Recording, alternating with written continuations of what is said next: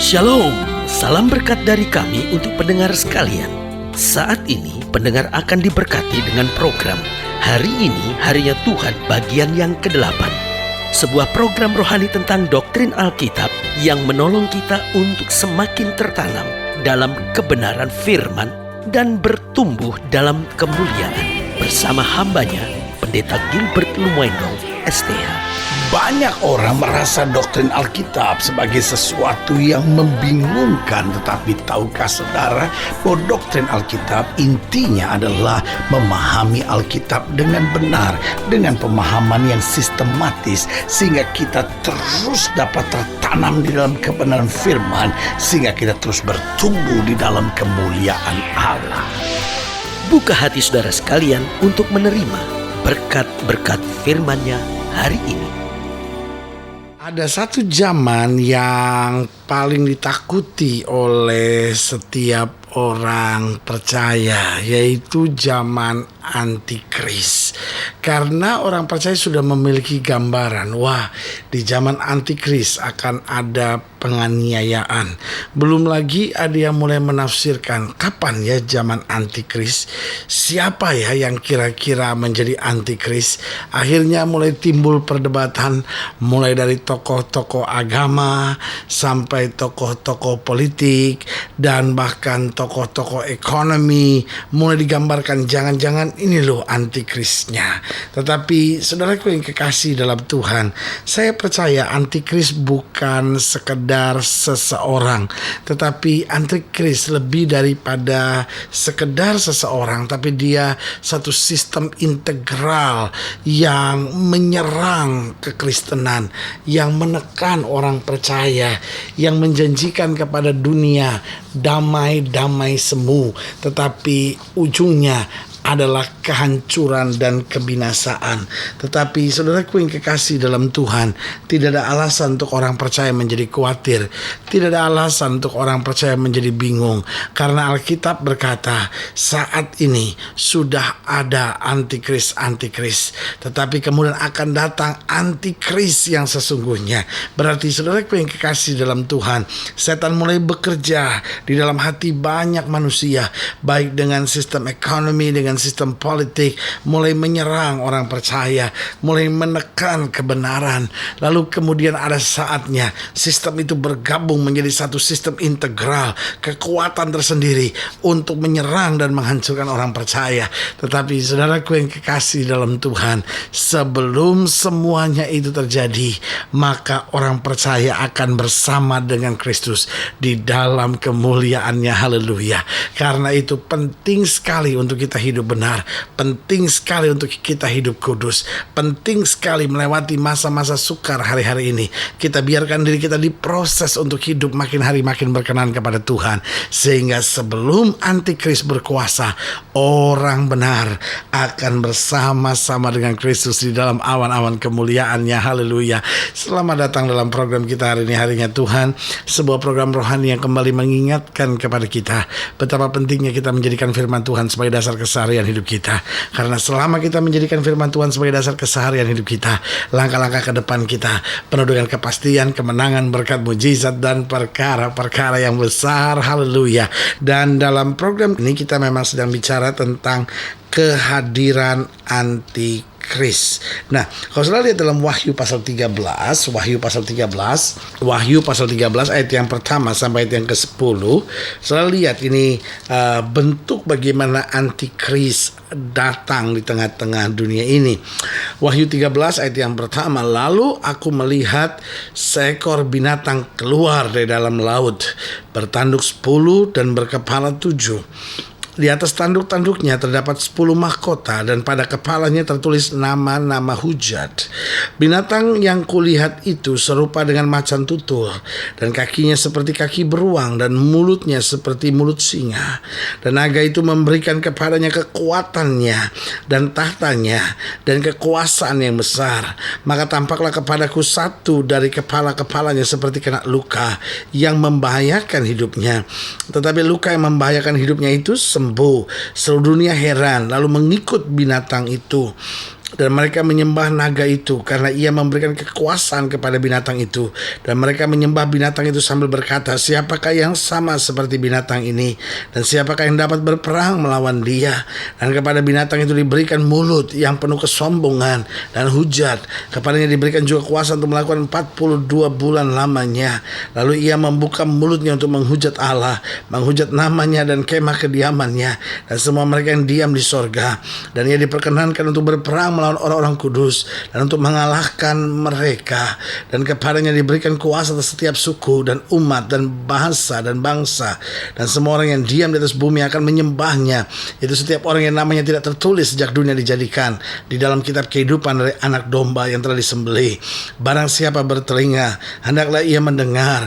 Barang siapa ditentukan untuk ditawan, ia akan ditawan.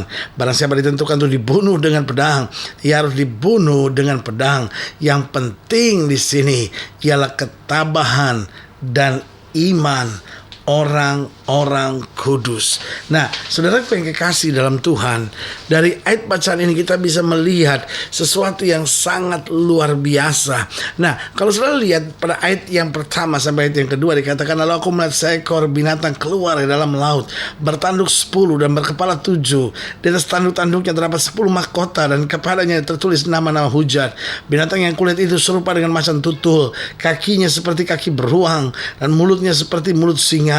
Dan naga itu memberikan kepadanya kekuatannya dan tahtanya dan kekuasaan yang besar. Setelah baca ayat ini saya akan bingung, apa ini macan tutul, apa ini beruang, apa ini mulut singa, lalu kekuatan naga, apa semuanya ini? Ini menggambarkan keberadaan yang menakjubkan. Jadi saudaraku yang kasih dalam Tuhan, tidak perlu kita tafsir, oh ini 10 negara, tidak perlu kita tafsirkan, oh ini kekuatan dari negara-negara yang punya kekuatan binatang dan segala kebingungan yang akhirnya justru malah membuat kita mendiskreditkan seseorang, mendiskreditkan negara, mendiskreditkan seorang pemimpin. Itu bukan saatnya kita secara kecil-kecil lalu kita mau apa nih maksudnya semuanya. Tidak, ini mau menggambarkan sebuah keberadaan yang menakjubkan, satu kekuatan yang luar biasa, satu sistem integral yang sepertinya tidak dapat dikalahkan, ditundukkan, ditembuskan oleh siapapun. Nah, tapi cirinya jelas kita bisa lihat bahwa ini loh antikris yang akan mulai berkuasa. Dikatakan yang pertama, mulutnya penuh dengan kesombongan. Kalau sudah lihat pada ayatnya yang keempat dikatakan, dan mereka menyembah naga itu karena ia memberikan kekuasaan kepada binatang itu. Dan mereka menyembah binatang itu sambil berkata, siapakah yang sama seperti binatang ini? Dan siapakah yang dapat berperang melawan dia? Dan kepada binatang itu diberikan mulut yang penuh kesombongan dan hujat. Jadi saudaraku yang kasih dalam Tuhan, dari cirinya kita bisa mengenal, yaitu keberadaan antikris ini, yaitu mulutnya penuh dengan kesombongan. Akan bangkit sebuah sistem integral yang dipuja, disembah oleh semua manusia, dan semua manusia berkata, ini loh yang kita cari, ini loh yang hebat, ini loh yang luar biasa. Karena memang dasarnya kata Alkitab jelas adalah kesombongan, sehingga akhirnya orang menganggap tanpa Tuhan juga kita mampu sekarang. Oh, tidak perlu lagi gereja, tidak perlu lagi pertobatan, tidak perlu lagi penyembahan kepada Tuhan, karena sekarang kita bisa atur semuanya sehingga dunia ekonomi baik, dunia sistemnya aman. Itu Alkitab berkata akan ada masa di mana semua orang berkata damai, damai, damai, tapi damai yang diberikan adalah damai tanpa Tuhan, damai dalam kesemuan. Dan Alkitab berkata kemudian setelah itu akan datang hujat. Manusia merasa tidak membutuhkan Tuhan, manusia merasa gak perlu berdoa. Dan apa yang terjadi? Betul, secara ekonomi manusia establish, secara ekonomi manusia oke, secara politik manusia bisa oke, tapi moral manusia akan bertambah bejat, saudara-saudara. Kenapa? Mulut yang penuh kesombongan.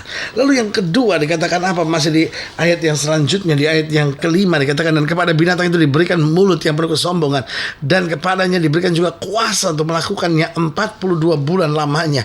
Berarti ada kuasa dan juga mujizat palsu, karena Alkitab berkata iblis pun dapat menyamar sebagai malaikat terang.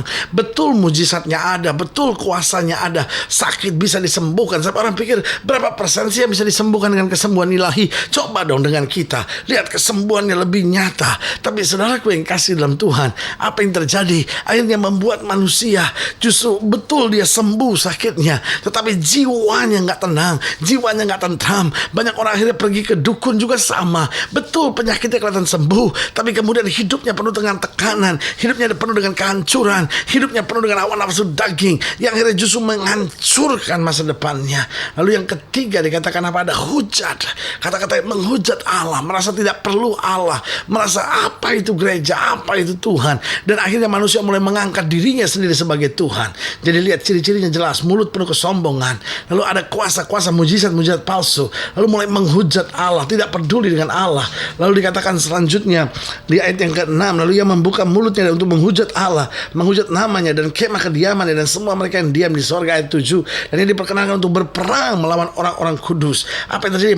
Berperang melawan orang-orang kudus. Gereja-gereja mulai dihancurkan, orang-orang percaya mulai ditekan. Nah saudara gue yang kasih dalam Tuhan, ini loh ciri-ciri. Kita nggak usah bilang oh ini nggak usah, tapi kita bisa lihat oh ini antikris itu. Kenapa? Karena mulutnya penuh kesombongan, ada kuasa dan mujizat tapi palsu, lalu terus menghujat Allah. Lalu selanjutnya apa? Berperang melawan orang-orang kudus. Saudara gue yang kasih dalam Tuhan, bukankah sebetulnya gereja adalah tempat untuk orang beribadah yang seharusnya merubah orang dari jahat menjadi baik? Bukankah tempat di mana kita menyembah Tuhan itu sebetulnya tempat yang harus dihormati oleh setiap orang? Kenapa? Loh, karena kalau orang masih ke gereja itu berarti baik, saudara-saudara. Kenapa orang nggak urus nightclub? Orang nggak peduli sama tempat perjudian. Orang nggak peduli rumah-rumah bordil. Tapi justru yang orang cari terus gereja, orang-orang beribadah. Sebagai hamba Allah, saya hanya kembali mau mengingatkan, kita nggak pernah perlu balas yang jahat dengan yang jahat. Tapi kita tahu pembelaan Tuhan pasti atas hidup kita, karena antikris akan berkuasa dan mulai menyerang, berperang melawan orang-orang kudus. Dan kemudian apa yang terjadi selanjutnya?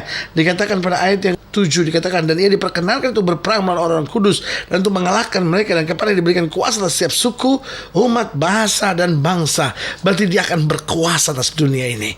Tapi saudaraku yang kasih dalam Tuhan, orang kudus yang benar sudah naik ke sorga, tetapi orang yang tertinggal lalu mau hidup dalam kekudusan, inilah yang dapat dihancurkan, dikalahkan oleh antikris. Tapi mereka akan dibangkitkan kembali oleh Allah sebagai apa? Sebagai martir-martirnya Kristus. Berarti saudaraku yang kasih dalam Tuhan, sekali lagi sebagai hamba Allah saya mau ingatkan, antikris itu sudah ada dan kemudian akan menjadi satu kekuatan sistem integral yang akan menyerang dan menguasai bumi ini. Tapi saudaraku yang kasih dalam Tuhan, ketika hidup kita benar sebelum antikris memerintah, kita akan berangkat dalam kemuliaannya, naik di awan-awan bersama dengan Kristus, Raja dari segala raja, kekasih jiwa kita dan permata hati kita senantiasa. Haleluya. Saudara gue yang kasih dalam Tuhan, kalau saudara ingin dilayani lebih jauh, hubungi kami melalui telepon, hubungi kami melalui surat, kunjungi website kami, karena kami ada untuk membawa Bapak Ibu Saudara senantiasa lebih dekat pada Tuhan dan mengalami kasih kuasa mujizat yang luar biasa. Haleluya.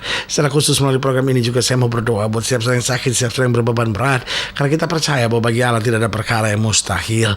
Nah setiap orang yang didoakan secara khusus boleh taruh tangan kanan saudara di dada. Dan sebagai hamba Allah, saya juga mau berdoa buat setiap saudara. Mari kita berdoa. Bapa, dalam nama Yesus, hamba berdoa buat yang sakit, hamba berdoa buat yang berbeban berat, hamba berdoa buat setiap mereka yang sedang dalam kesulitan, atau setiap mereka yang hidupnya mulai jauh dari Tuhan, gak mempersiapkan diri untuk hari kedatangan yang mulia itu. Kristus akan menjemput kami, karena antikris akan menguasai bumi ini. Itu sebabnya hamba berdoa di dalam nama Yesus, ingatkan kami untuk tetap hidup taat, hidup benar, hidup setia sama Tuhan. Karena ketika panggilan orang benar berlaku, kami ada dan kami akan naik bersama dengan Kristus di awan-awan kemuliaan. Di dalam nama Yesus kami berdoa. Haleluya. Amin. Saudaraku yang kasih dalam Tuhan, kita sudah berdoa. Ingat, Allah tidak pernah lalai menepati janjinya. Inilah saatnya buat kita untuk bangkit bersemangat, bersuka cita dalam menghadapi segala perkara, karena kita tahu Yesus tidak pernah gagal, dan bersama dengan Dia kita cakap menanggung segala perkara. Doa saya menyertai saudara, dan jangan lupa jadikan hari ini harinya Tuhan. Haleluya.